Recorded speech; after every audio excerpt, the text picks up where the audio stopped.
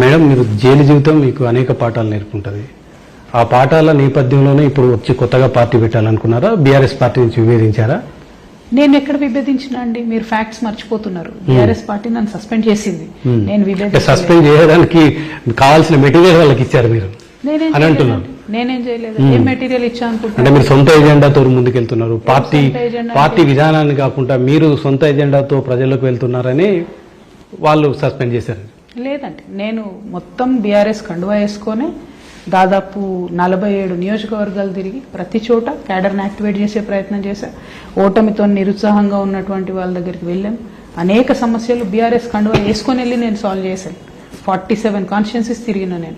ఎందుకు సస్పెండ్ చేసిరో నాకైతే ఇంతవరకు అర్థం కాలేదు. ఎందుకంటే ఎక్స్ప్లెనేషన్ అడగలేదు, ఎక్స్ప్లెనేషన్ ఇవ్వలేదు.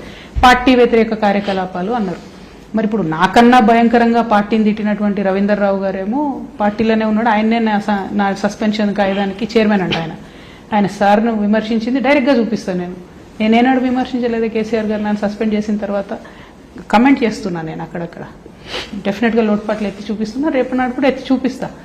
కానీ అసలు నన్ను ఎందుకు సస్పెండ్ చేసిరని ఇంతవరకు బీఆర్ఎస్ పార్టీకే క్లారిటీ లేదు. వాళ్ళకు ఉంటే తప్పకుండా.